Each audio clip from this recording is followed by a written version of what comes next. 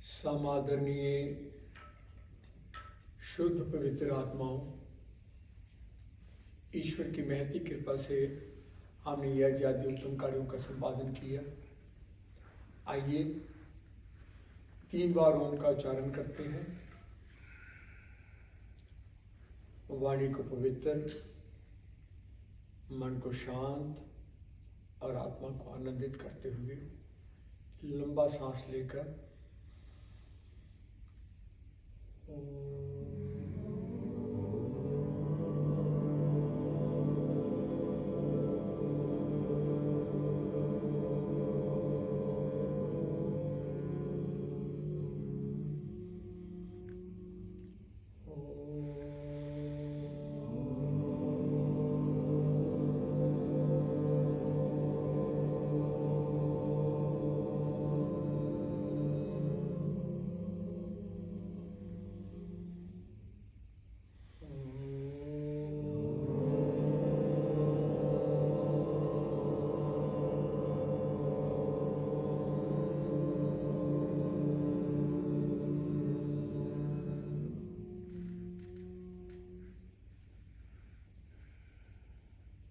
बंधुओं, एक बीज अगर ऐसी भूमि पर गिर जाए जो पथरीली है तो धीरे धीरे जो धूप की रोशनी है, प्रकाश है, वो उस बीज को सुखा देगा। पानी पड़ेगा तो वह बीज गल जाएगा और वही बीज अगर ठीक भूमि पर गिर गया और उसे ठीक खाद और पानी मिल गया तो वह अंकुरित होगा, फूल लगेंगे, फल लगेंगे, वह विकसित होगा और अपनी पूर्णता को प्राप्त करेगा। इसी तरह हमारा जो जीवन है यह भी एक बीज की तरह है। इसे ठीक वातावरण मिल जाए, ठीक पुस्तकें मिल जाएं, ठीक लोग बताने वाले मिल जाएं, हमारा मार्गदर्शन ठीक हो, तो क्या संभावनाएं हैं कि एक भोग मार्ग का पथिक मोक्ष को प्राप्त कर सकता है। एक छोटा सा बीज जिसमें बट वृक्ष बनने की संभावनाएं थी, अगर वह नष्ट हो जाए तो हमें कष्ट होता है। लेकिन बंधुओं, यही जीवन अगर हमारा व्यर्थ चला जाए तो उपनिषद कहते हैं महती विनष्टि के सबसे बड़ा जो विनाश का कारण बनेगा।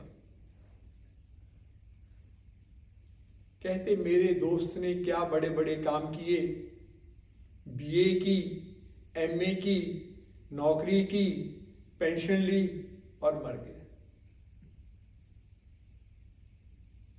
एक राजा था, उसके 3 पुत्र थे, 3 बेटे थे, तो उसने उत्तराधिकारी का चयन करना था। उसने तीनों बच्चों को बुलाया और कहा कि आपके पास 7 दिन का समय है और ये 3 बड़े कक्ष मैं आपको देता हूं। इन कक्षों को आपने एक एक कक्ष एक एक के लिए अलॉट होता है। इन कक्षों को आपने 7 दिनों में भरना है और 5-5 हजार जो समय का सिक्का चलता था, दिनार चलता था, हम कह ले डॉलर था, उन्हें 5-5 हजार डॉलर दे दिए। तो पहले बेटे ने क्या किया, वो कहता है 5,000 डॉलर से कैसे भरेगा, तो उसने लॉटरी खरीद ली कि $1 के 2 मिलियन मिल जाएंगे, बड़े उत्तम पदार्थों से मैं इन कक्षों को भरूंगा। तो उससे जो छोटा बेटा था उसने सोचा कि पता नहीं इसका लॉटरी का क्या होगा, पहले देख ले, 2-3 दिन बाद लॉटरी आ जाती है। तो उसे लॉटरी में कुछ नहीं निकला, उसके जो 5,000 डॉलर थे वो ऐसे ही चले गए। 2 दिन बाद लॉटरी आई, 5,000 डॉलर निकले, उसके जो 5,000 डॉलर थे वो ऐसे ही चले गए। तो उसे लॉटरी में कुछ नहीं निकला, उसके जो 5,000 डॉलर थे वो ऐसे ही चले गए। 2 दिन बाद लॉटरी आई, तो दूसरे बेटे ने दिमाग लगाया, वो नगर निगम ऑफिस में गया, म्यूनिसिपल कमेटी के पास, कि आप अपना कचरा कहाँ फेंकते हो? वो कहते बहुत दूर। कहता अब दूर जाने की आवश्यकता नहीं, ये नजदीकी एक कक्ष है, इसको ठसाठस भर दो और $5000 भी मिलेंगे। तीसरे बेटे ने भी कुछ विचार किया, 1 सप्ताह का समय दिया था, वो निकल गया। तो राजा ने पहले को बुलाकर पूछा, तो उसने कहा आई एम सॉरी डैड, मैं कुछ कर ना सका। उसने पूरी बात बताई। तो पिता कहने लगे तुमने तो अनर्थ कर दिए। अब दूसरे बेटे से पूछो, वो कहते हैं बिल्कुल चलिए मेरे साथ। मैंने वो कक्ष ठसाठस भर दिया। जैसे ही उस कक्ष की तरफ वो जाने लगे तो दूर से दुर्गंध आने लगी। पिता को अपना नाक बंद करना पड़ा और नजदीक पहुंचे, दरवाजे को खोला तो भर भरा कर कूड़ा गिरने लगा। पिता वहां से भाग लिए। वो कहते तुमने व्यर्थ कर दिया, पहले ने अनर्थ कर दिया, दूसरे ने व्यर्थ हो गया उसका प्रयास। और तीसरे से पूछा, वो कहते चलिए पिताजी। शाम ढलने को थी, पिता पुत्र कमरे में प्रवेश करते हैं, देखा वहां कुछ नहीं। पिता ने प्रश्न किया यहां कुछ नहीं? कहता आप आसन पे विराजमान हो, सामने यज्ञकुंड रखा था, उसने दीपक को प्रज्वलित किया,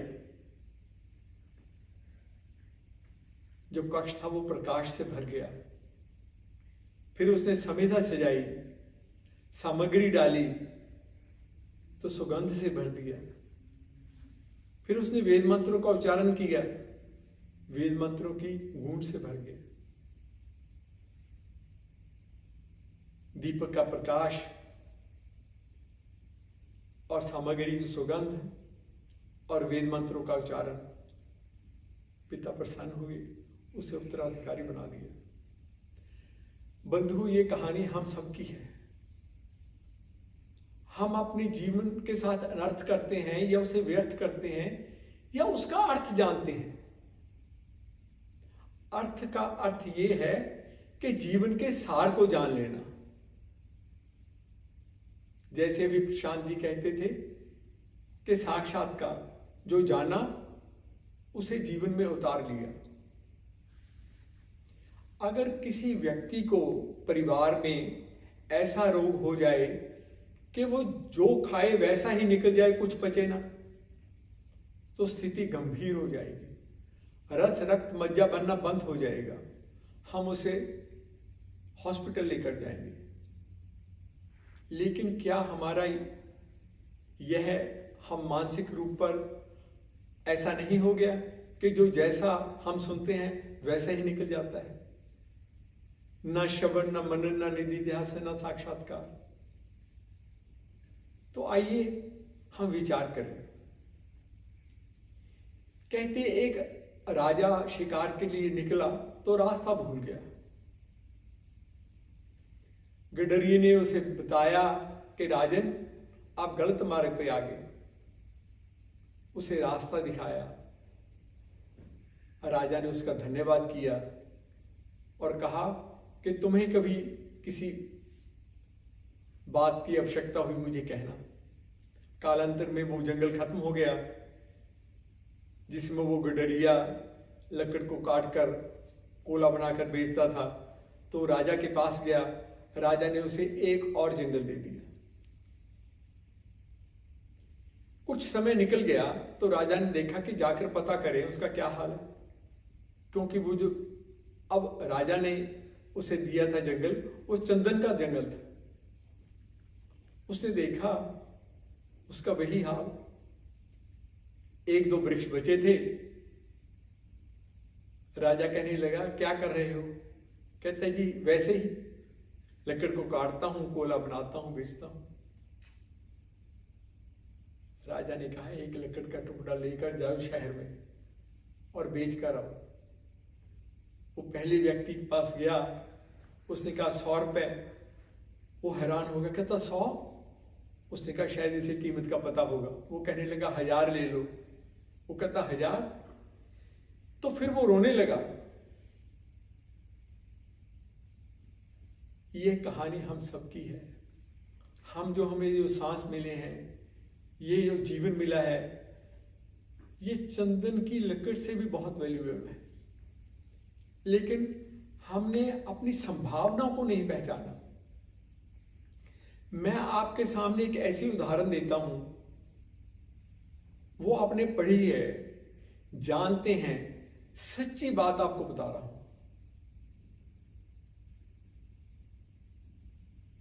उस व्यक्ति के बारे में, उनके जीवन के बारे में आप जानते हैं, लेकिन आपने कभी इस ढंग से विचार नहीं किया। पंजाब में गंगापुर एक स्थान है, करतारपुर के नजदीक। वहां पंडित नारायण दत्त थे। उनके 2 पुत्र, बड़े बेटे का नाम धर्मचंद और छोटे बेटे का नाम ब्रजलाल। वही ब्रजलाल कालांतर में स्वामी विरजानंद दंडी बने। अब जीवन की संभावनाएं देखिए।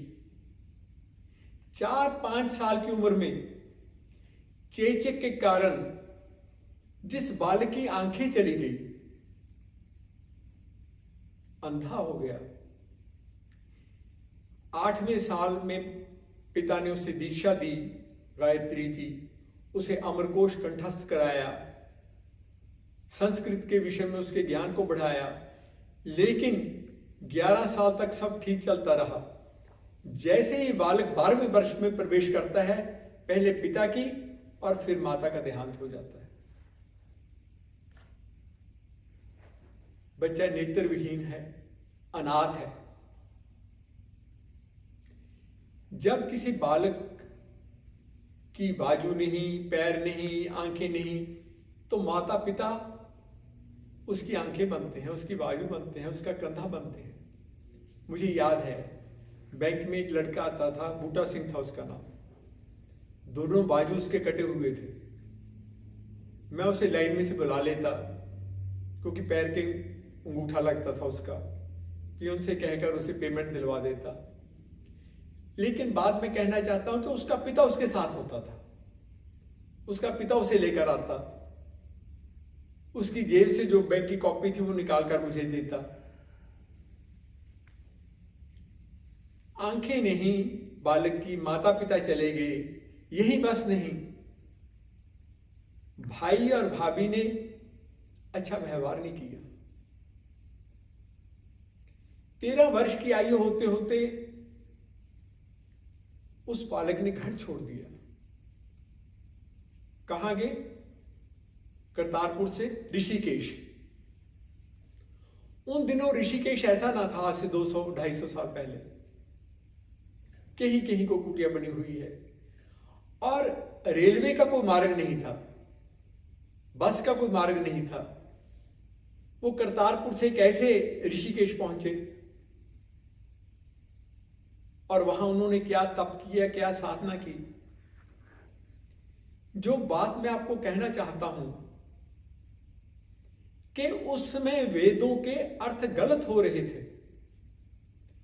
ऋषि दयानंद जी ने स्वामी विरजानंद जी से वेद नहीं पढ़े। वेद तो पढ़ रखे थे ऋषि दयानंद जी ने, वो सामवेदी ब्राह्मण थे। स्वामी विरजानंद जी ने उन्हें अर्थ करना सिखाया। किस व्यक्ति ने? जिसकी आंखें नहीं थी, जो पढ़ नहीं सकता था। जीवन की संभावनाएं देखें, जीवन की संभावनाएं देखें आप। फिर आप खुद विचार करें कि आप कितने सक्षम हैं। मैं एक एक व्यक्ति का नाम लेकर कह रहा हूं कि आप पहचानें अपनी संभावनाओं को और विचार करें कहां तक आप पहुंच सकते हैं।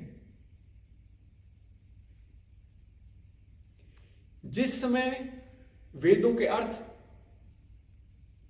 सिद्धांत कौमुदी व्याकरण, शाश्वत व्याकरण, मनोरमा व्याकरण को आधार बनाकर किए जाते थे, रूढ़िवादी अर्थ, सायन, गिरफ्त, महीधर, जिन्होंने ऐसे अर्थ किए कि वेदों को गडरियों की भाषा कहते थे लोग। लेकिन उस बालक ने, जिसकी आंखें नहीं थी, उसने यास्क मुनि को आधार बनाया, अष्टाध्यायी निघंटु महाभाष्य को जाना, व्यक्तियों से सुना, कंठस्थ किया और उसके आधार पर वेदों का अर्थ किया। आज मानव समाज उस अर्थ को ना जान पाता, लेकिन अर्थ किस व्यक्ति ने किए, कैसा जीवन था, क्या संभावनाएं थी।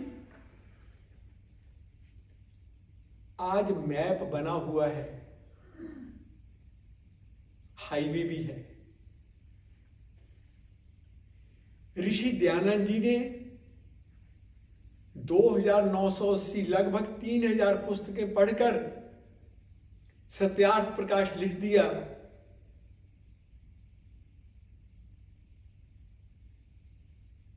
और उसको सरल भाषा में ज्ञानेश जी ने आपके सामने लाकर दे दिए।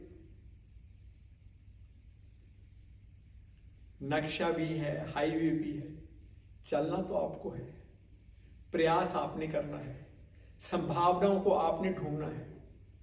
आप सक्षम हैं, आप कर सकते हैं। मैंने मार्ग में भी कहा था आखिरी दिन, काम को टालो नहीं, काम को कर डालो।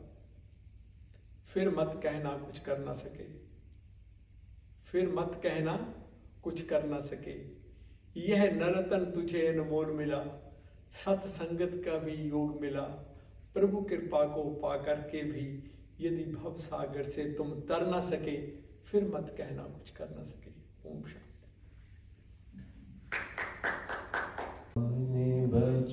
बचावेगा बिना तेरे दीन बंधु, मोहे कौन बचावेगा बिना तेरे दीन बंधु, मोहे कौन बचावेगा बिना तेरे दीन बंधु। सुंदर देह पर दाग लगाए, पग पग पगला ठोकर खाए। सुंदर देह पर दाग लगाए, पग पग पगला ठोकर खाए। अब कौन उठावेगा बिना तेरे दीन बंधु, मोहे कौन बचावेगा बिना तेरे दीन बंधु। जोर का तूफान रैन अंधेरी, भव सागर में नैया मेरी। जोर का तूफान रैन अंधेरी, भव सागर में नैया मेरी। पार कौन लगावेगा बिना तेरे दीन बंधु, मोहे कौन बचावेगा बिना तेरे दीन बंधु। अब भी आजा सीधे पथ पर, मन काबू कर चढ़ जा रथ पर। अब भी आजा सीधे पथ पर, मन काबू कर चढ़ जा रथ पर। वरना पछतावेगा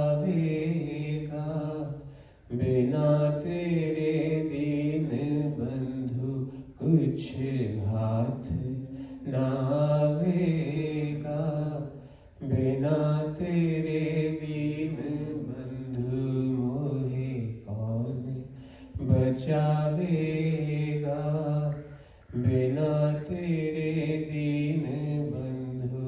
पार कौन लगावेगा बिना तेरे दीन बंधु।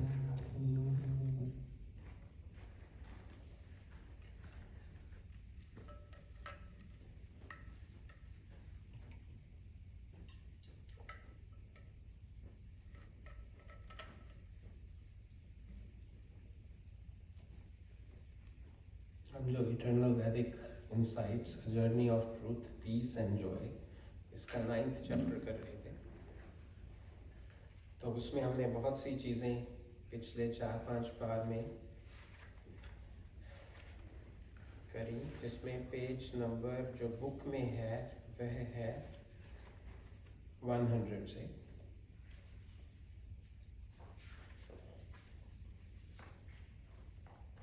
पेज नंबर क्या होता है आपने? 100। और जो इसका PDF है उसमें पेज नंबर डिफरेंट है। तो इसमें पहले हमने विद्या और विद्या के बारे में कुछ बात करी, फिर हमने थोड़ा सा मुक्ति के विषय के बारे में डिस्कस किया, फिर हमने सुख और दुख के बारे में डिस्कस किया, फिर जो मुक्ति के 4 साधन हैं, विवेक, वैराग्य, षटक संपत्ति और मुमुक्षुत्व, उसके बारे में बात करी। और षटक संपत्ति के जो 6 भाग हैं, शम, दम, उपिरति, तितिक्षा, श्रद्धा और समाधान, इनके बारे में भी बात करी। उसके बाद हमने शायद बात करी थी कोश, 5 कोश के बारे में बात करी, और हमने इसकी भी श्रवण चतुष्टय भी कर लिया था। हमने बस आनंद में कोश तक बात की। अच्छा, सिर्फ कोशों तक बात की। तो श्रवण चतुष्टय करना है फिर, इसका मतलब हमें आज। हाँ। तो बेसिक उसका हमें पता नहीं अभी, उसका आपने कुछ मेंशन नहीं किया, तो हाँ, हम अभी आज डिस्कस कर लेते हैं श्रवण चतुष्टय को। तो श्रवण चतुष्टय टेक्निकली ब्रह्म विद्या सीखने के लिए सबसे पहली चीज़ गुरु शिष्य को यही सिखाता है, सीखने की विधि। ठीक है, सीखने की विधि श्रवण। हाँ जी, चतुष्टय 4 से बना है, क्योंकि इसके 4 कंपोनेंट्स हैं, 4 भाग हैं। और shravan is the word which is representing all gyan indriyan. Technically वैसे तो श्रवण सुनने को बोलते हैं, पर यहाँ पे श्रवण का अर्थ है जो भी ज्ञान को ग्रहण करने वाली इंद्री है वह श्रवण के अंतर्गत आ जाएगी। जो भी अच्छा आपने सुना, जो भी अच्छा आपने देखा। देखिए कितनी विचित्र बात है, अगर हम जब से पैदा हो तब से ना सुन सके ना देख सके, तो हमें कुछ ज्ञान प्राप्त होगा? बहुत कठिन है। अगर ना हम देख सकते कभी और ना कभी सुन सकते, तो हमारी नॉलेज ऑलमोस्ट नेग्लिजिबल या लिमिटेड होती।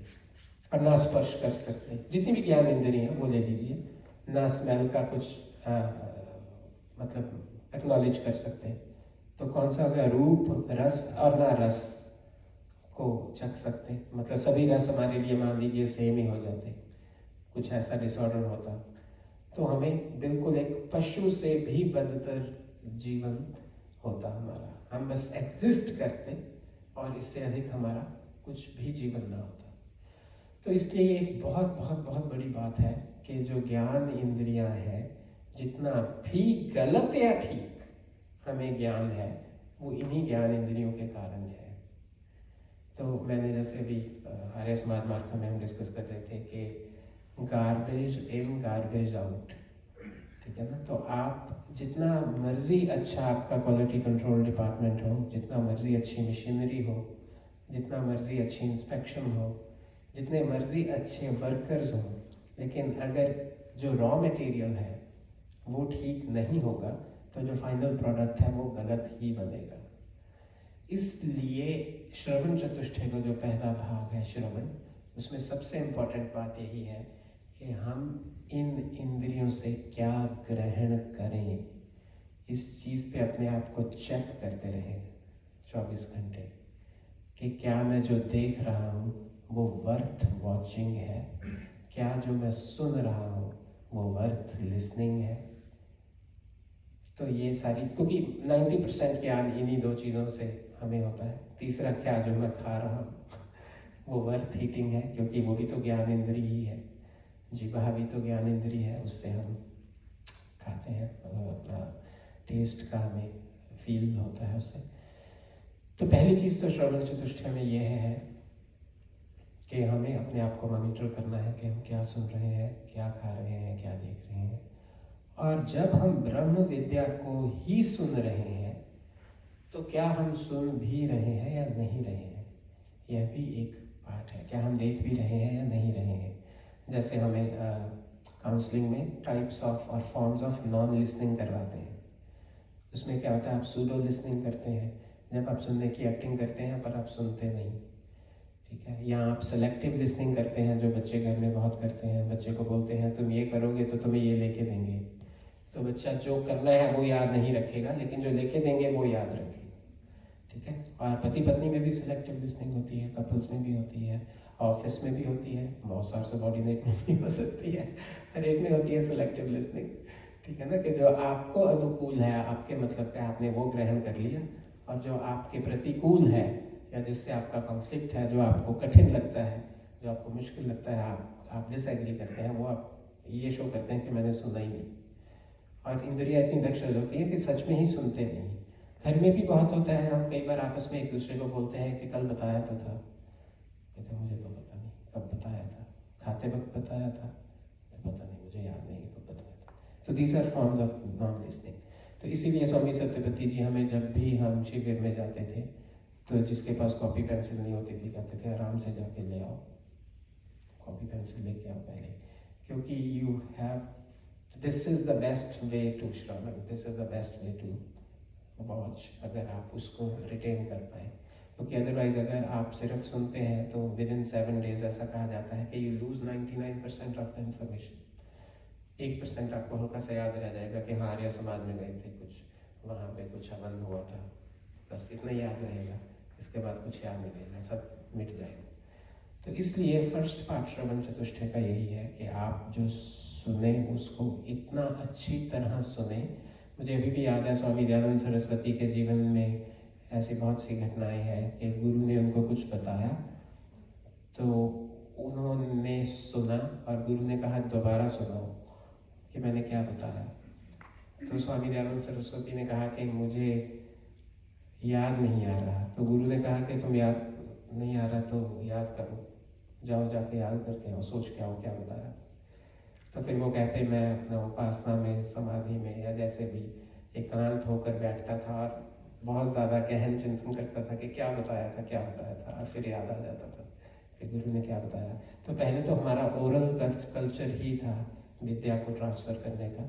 सिर्फ सुनना इतने ज़्यादा तरीके से जाता था कि एक एक शब्द हूबहू उसी तरह याद रह जाता था हमेशा के लिए। तो फिर उसका रिवीजन करते थे बाद में, लेकिन अब तो हम चलो लिख सकते हैं। तो इसलिए step 1 is to gather the information. अगर इंफॉर्मेशन ही नहीं होगी, अगर हम ब्रह्म विद्या के नाम पे जो कुछ सीख रहे हैं, विद्या क्या है, पुनर्जन्म क्या है, ईश्वर क्या है, आत्मा क्या है, हमारे और ईश्वर के संबंध क्या है, इस जन्म का पर्पस क्या है, अगर ये सारी चीज़ें हमें थ्योरेटिकली याद ही नहीं रहेंगी तो हम इस पर आगे काम कैसे करेंगे। सेकंड पार्ट है श्रवण चतुष्टय का, वह है मनन। मनन को बोलते हैं चिंतन। चिंतन को इंग्लिश में बोल देते हैं कंटेम्पलेशन, ठीक है। टू थिंक इन डेप्थ, किसी चीज़ के बारे में गहन विचार करना, उसको मनन बोलते हैं। और हमें एक गुरुजन कहा करते थे कि मनुष्य और पशु में एक ही अंतर है कि मनुष्य चिंतन कर सकता है, लेकिन अनफॉर्चुनेटली वो बिजी इतना हो गया है कि उसके पास चिंतन का समय नहीं है। तो इसलिए चिंतन बहुत ज़रूरी है। जो अच्छा आपने सुना, जो अच्छा आपने पढ़ा, उस पर चिंतन करना, उस पर कंटेम्पलेट करना कि मुझे कितना समझ आया, या इसका मेरे जीवन में क्या औचित्य है, या ये क्या कहना चाह रहे हैं, इससे मेरा क्या लाभ होगा, मुझे ये करना चाहिए या नहीं करना चाहिए। ये सब कुछ क्या है, चिंतन का विषय है, मनन का विषय है। और जो तीसरा और थर्ड स्टेप है वह है श्रवण मनन, निदिध्यासन। नमस्ते जी, बैठिए। तो आप अभी आए तो एकदम अपना फोकस बना लीजिए। मैं 30 सेकंड में रिवाइज कर देता हूँ। हम कर रहे थे श्रवण चतुष्टय। किसी भी विद्या को सीखने के लिए आपको 4 चीज़ें आनी चाहिए, ठीक है। 4 पार्ट्स हैं, 4 स्टेप्स हैं प्रोसेस के, तभी आप इस ब्रह्म विद्या को, इस ज्ञान को सीख सकते हैं। पहला है श्रवण। श्रवण का मतलब है जो भी सुना और देखा उसको रिटेन करना। चाहे पेंसिल लेके आओ, कॉपी लेके आओ, ध्यान से सुनो, जाके नोट्स बनाओ, दोबारा पूछो, डाउट्स क्लियर करो, जो भी करो रिटेन करना, श्रवण।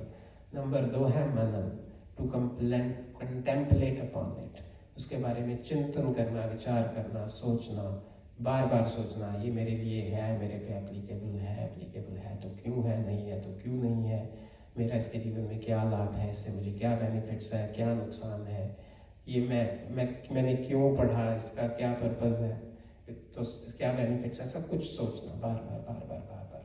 और जो चिंतन है इसकी कोई सीमा नहीं है, इसमें पूरा समय लगाना चाहिए। तीसरा है, तो यहीं तक किया था हमने, अब मैं थोड़ा स्लो हो जाऊँ। श्रवण, मनन। तीसरा है निदिध्यासन। निदिध्यासन का अर्थ होता है to come to a conclusion, to make a decision. जो सुना, जो पढ़ा, उस पर गहन विचार करने के उपरांत आपने फिर एक डिसीजन ले लिया कि ठीक है। उदाहरण दो, युधिष्ठिर जी का उदाहरण हम ले सकते हैं महाभारत से। उनको पहले दिन क्लास में टीचर ने सिर्फ एक चीज़ बताई, उसके बाद छुट्टी कर दी, और वो चीज़ क्या था, सदा सत्य बोलो, और ये कह के उनको बच्चों को छुट्टी कर दी। और अगले दिन सभी कौरव पांडवों को बुलाया, उनको कहा कल का पाठ याद है, तो सब ने सुना दिया। तो युधिष्ठिर जी कहते मुझे तो याद नहीं। टीचर कहता कि ये तो इन्होंने तो राजा बनना कल को, ये तो सबसे बड़े भाई है। तो वो कहते आपको याद नहीं है तो कल कराना, कल याद कराना। कहते ठीक है, कोशिश करो। तो वो तीसरे दिन गए, उन्होंने कहा आपको याद है, कहा क्या कराया, सबसे पहले युधिष्ठिर जी को बुलाया। वो कहते नहीं मुझे याद नहीं है। तो टीचर ने एंड में पनिशमेंट के लिए युधिष्ठिर जी को खड़ा कर लिया। कहते तुम्हें तो बहुत सारी विद्याएं सिखानी है, अभी तुम्हें एक वाक्य ही याद नहीं हो रहा तो आगे कैसे चलेगा। उन्होंने कहा कि मैं 3 दिन से प्रयास कर रहा हूँ लेकिन सत्य बोल नहीं पा रहा। जब तक मैं सत्य बोल नहीं पा रहा तब तक मैं कैसे बोल दूँ कि मुझे याद है। बाकियों ने तो याद लाइन याद करके आपको सुना दी। कहते मैं तो अभी चिंतन मनन कर रहा हूँ, निदिध्यासन की स्टेज पे हूँ, अभी 3rd स्टेज पे हूँ कि सत्य बोलने के क्या लाभ है। मुझे सत्य बोलना भी चाहिए, अगर गुरु ने कहा है तो बोलना चाहिए, अगर बोलना चाहिए तो ये है 4th स्टेप, साक्षात्कार। श्रवण, मनन, निदिध्यासन, साक्षात्कार। To bring it to practice, that is the 4th step. To make it part of your life. तो युधिष्ठिर जी ने कहा कि अभी मैं 4थे स्टेप पे नहीं पहुंचा हूँ, अभी मैं पहले 3 स्टेप्स में ही स्ट्रगल कर रहा हूँ, इसीलिए मुझे पहला पार्ट याद नहीं हुआ। जिस दिन होगा उस दिन मैं आपको ज़रूर बताऊंगा। और कुछ दिनों बाद, कुछ सप्ताहों बाद युधिष्ठिर जी अपने गुरु के पास जाके बोले और जाकर कहा कि हाँ मुझे वो पाठ याद हो गया। इसीलिए युधिष्ठिर जी को बारे में हमें पता है, उनको धर्मराज कहा गया है। उनके तो एग्जाम्पल्स दिए जाते हैं सत्यवादिता के। तो यह है साक्षात्कार। अनफॉर्चुनेटली हमारे भौतिक जीवन में भी और हमारे आध्यात्मिक जीवन में भी जब तक हम 4th स्टेप नहीं करते, पहले तीनों का पर्पस फॉरफीट हो जाता है।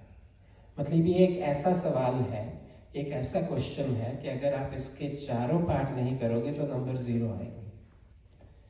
दुनिया में बहुत से ऐसे टेस्ट्स हैं कि अगर आप 25% कर दो तो आपको उतने नंबर मिल जाते हैं, 50% कर दो तो उतने नंबर मिल जाते हैं, 75 कर दो उतने मिल जाते हैं। बहुत बार आपने सुना होगा कि स्टेप मार्किंग होती है, लेकिन ये ऐसा क्वेश्चन है अनफॉर्चुनेटली जिसमें आप अगर पूरा का पूरा नहीं करोगे तो 0 आउट ऑफ 100, और अगर चौथा स्टेप भी कर दोगे तो 100 आउट ऑफ 100।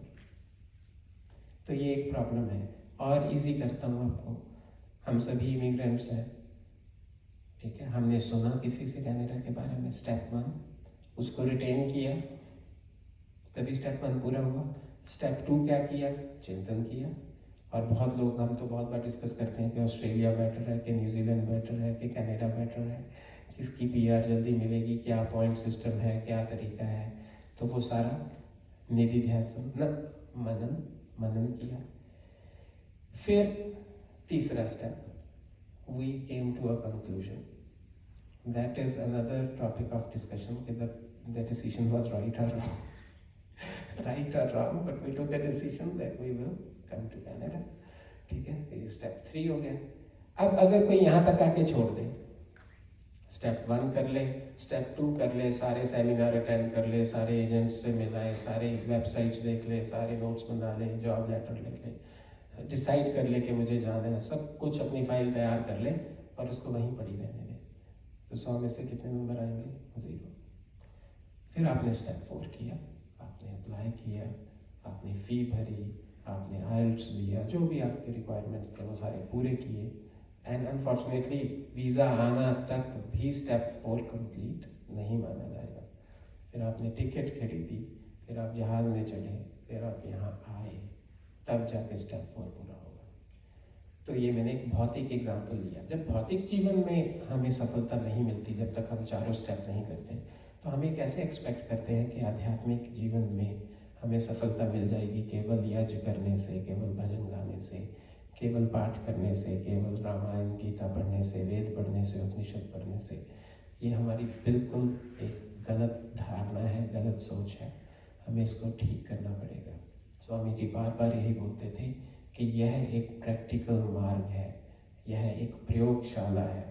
ठीक है, इसमें आपको प्रैक्टिस करनी पड़ेगी, प्रयोग करना पड़ेगा, तभी जाकर आप इसमें सफल होंगे। तो यह श्रवण चतुष्टय जो है, इंटरेस्टिंगली इट अप्लाइज एवरीवेयर।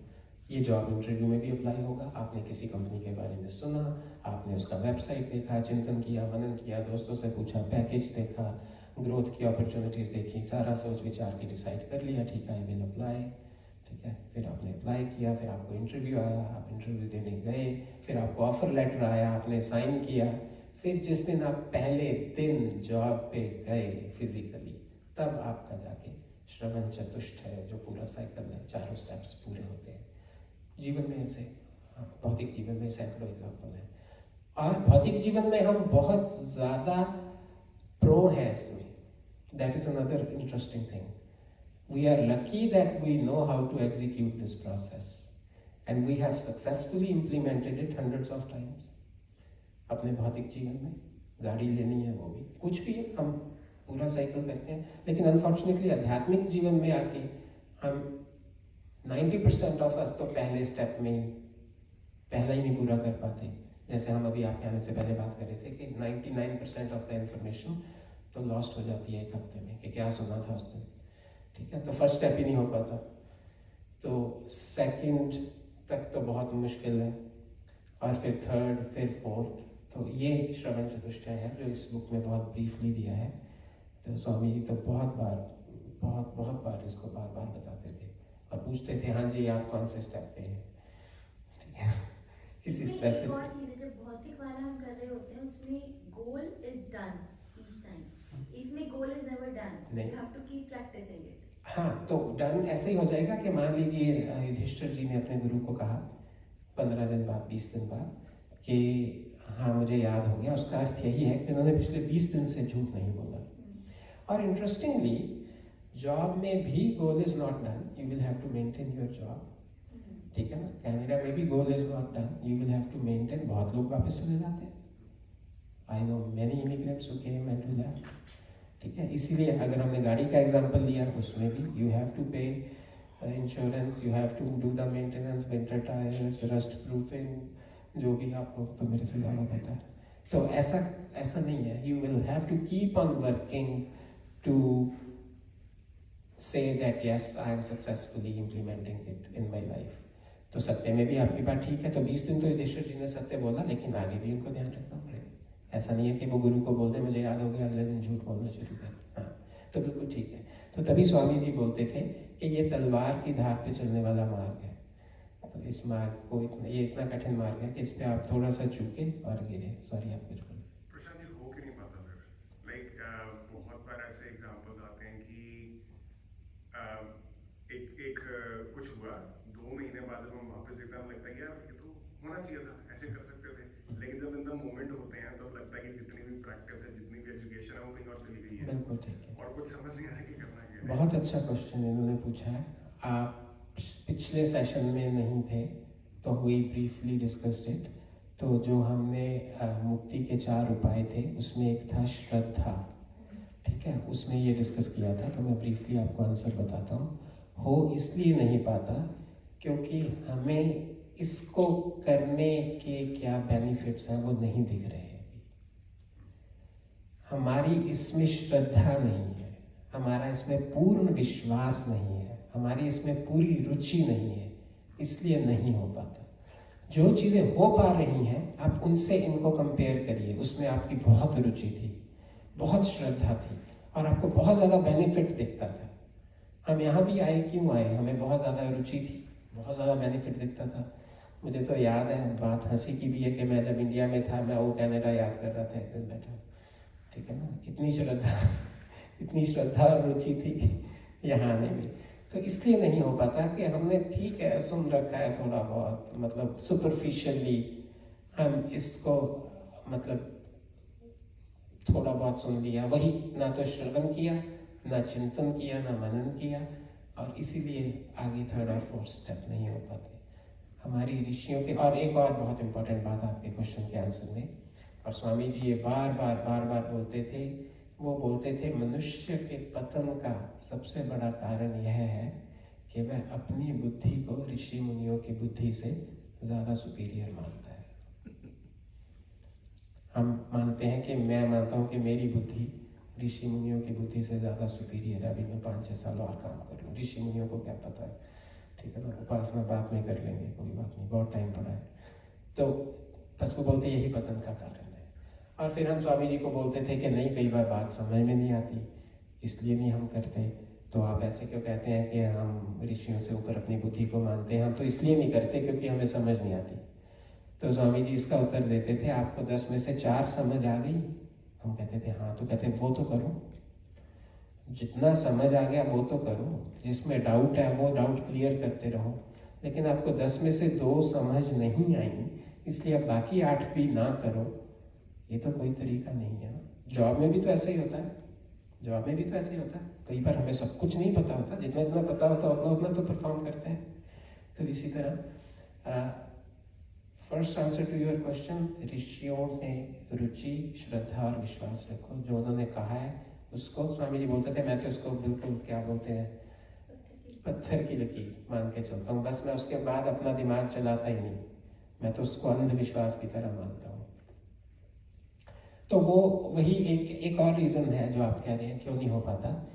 देखिए, आपने स्कूल एजुकेशन ली, उसमें आपको ये नहीं पढ़ाया गया, ठीक है, आपके करिकुलम का पार्ट ही नहीं था। फिर आप यूनिवर्सिटी गए, उसमें आपके करिकुलम का पार्ट नहीं था। फिर आप जॉब में गए, उसमें कोई आपके जॉब के ड्यूटीज़ का पार्ट नहीं था। फिर आप गृहस्थ में गए, आप अपने दोस्तों से मिले, उसमें कोई कॉन्वर्सेशन का पार्ट नहीं था। तो हमारा एक्सपोजर ही नहीं है। अब ये वही बात है कि आप मुझे कहें कि आपको रोबोटिक साइंस के बारे में कुछ नहीं पता, ठीक है, क्योंकि पता होना भी नहीं चाहिए, क्योंकि आपको मौका ही नहीं मिला। तो इसलिए ये भी उपरति इसमें एक और वही वाली बात आ गई ना, हाँ, मुक्ति के जो बोले थे उसमें उपरति भी था, बिल्कुल। षटक संपत्ति अगर जो पास में है आपके, तो षटक संपत्ति can help you as a resource definitely. To attain that. तो आप ये बुक अगर आपके पास है तो इसमें 9th चैप्टर को थॉरोली पढ़ें और फिर दोबारा कभी भी मेरे साथ डिस्कस करें। उससे 9th chapter is the soul of this book, I think that's what I should say. और सत्यार प्रकाश में भी जो 9वां सबलास है वो मुक्ति का ही के बारे में ही है, तो उसी के बेसिस पे ये बुक बनी है। तो बिल्कुल ठीक है। तो ये it's the briefly answer to your question. अभी हम 5 मिनट एक चीज़ इससे नेक्स्ट कर लेते हैं, श्रवण चतुष्टय से।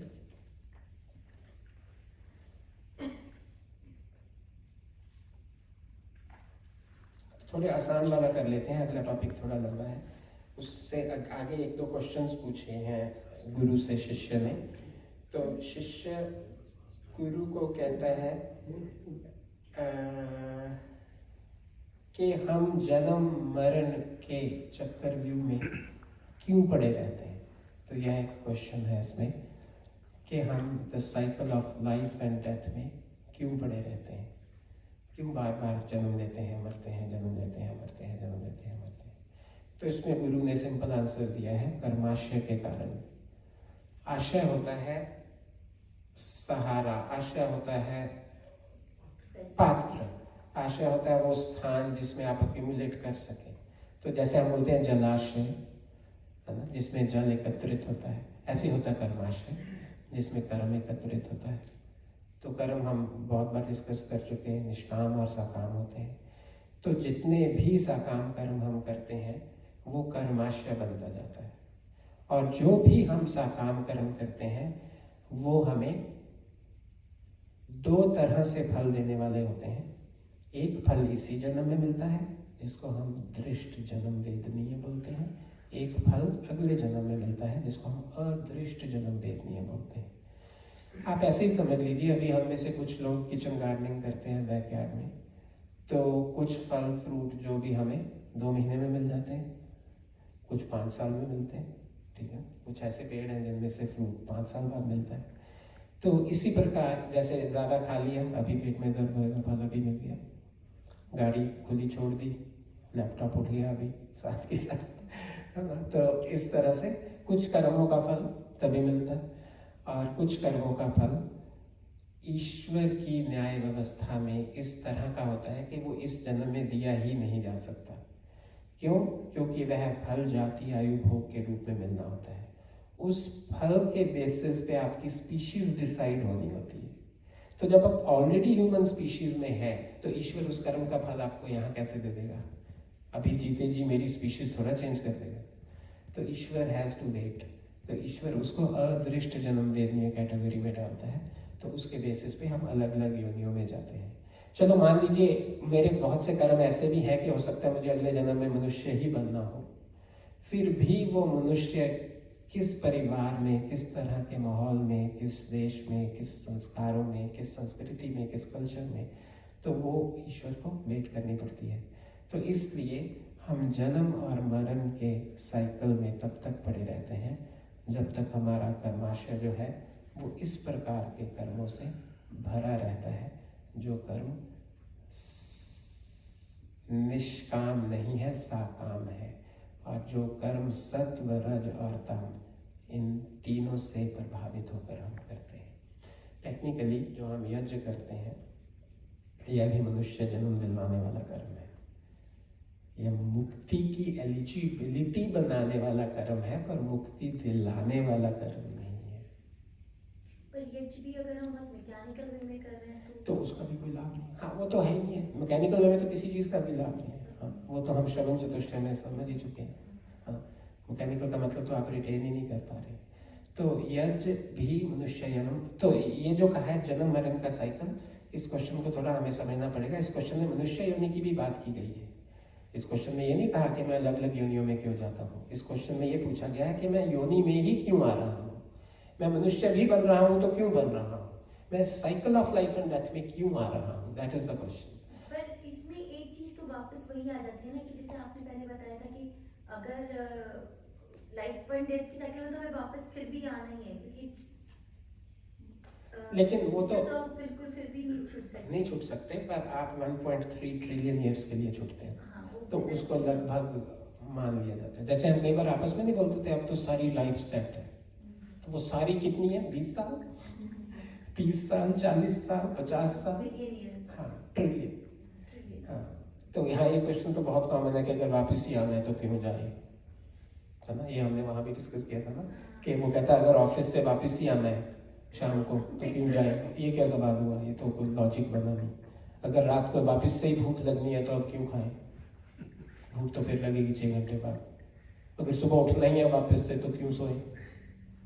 जगते रहो। मुझे लगता है 7-8 दिन में मर जाएगा आदमी अगर ना सोए तो ये कोई लॉजिक नहीं है। तो 1.3 तो बहुत है भाई। हम तो RRS भी करते हैं, है ना, बचे हुए पता नहीं कितने सालों के लिए। एंड आई नो भैया ऑल्सो नोज, आठवा में हमारे बहुत अच्छे फ्रेंड थे who passed away within 90 days of his retirement। ठीक है, तो पर फिर भी हम करते हैं RRS भी कि हमें क्या पता कितना जिए। वो तो पक्का गिवन है, इट इज़ 1.3 ट्रिलियन ईयर्स। तो इसलिए हम जन्म और मरण के साइकिल में इसलिए पढ़ते हैं क्योंकि हमारा जो कर्माशय है वो हमें जन्म दिलाने वाला है, वो सा काम है, उसके पीछे कोई कामना है, उसके पीछे वासनाएं हैं, उसके पीछे कुछ इच्छाएं हैं। उन इच्छाओं के कारण, उन वासनाओं के कारण हम बार बार बार बार, और कई महापुरुष तो बड़े प्यार से इसको बोलते हैं कि ईश्वर इतना प्यारा है, ईश्वर को पता है कि इसकी इच्छाएं हैं अभी बहुत सारी, ठीक है ना, तो फिर करने दो इसको, फिर दोबारा भेजो और पूरी करेगा, फिर भेजो और पूरी करेगा, फिर पूरी, जब रहती ही नहीं है कोई फिर वो इस साइकिल से निकालता है। तो ईश्वर बड़ा दयालु है, वो कहता है अभी तुम्हारी और बची हैं, चलो और जाओ, और बची हैं और जाओ। तो यही एक कारण है। तो हम नेक्स्ट फिर इसी को कंटिन्यू करेंगे। होपफुली नेक्स्ट सेशन में हमारा चैप्टर 9 खत्म हो जाएगा। तो जिसने भी नहीं पढ़ा वो लास्ट 4-5 पेज दोबारा पढ़ के आए अगली बार। और अगला आपने डिसाइड कर ली थी भैया डेट? 28 सितंबर। ठीक है, तो नेक्स्ट 28 सितंबर है। तो पिताजी आप कुछ अगर बताना चाहें?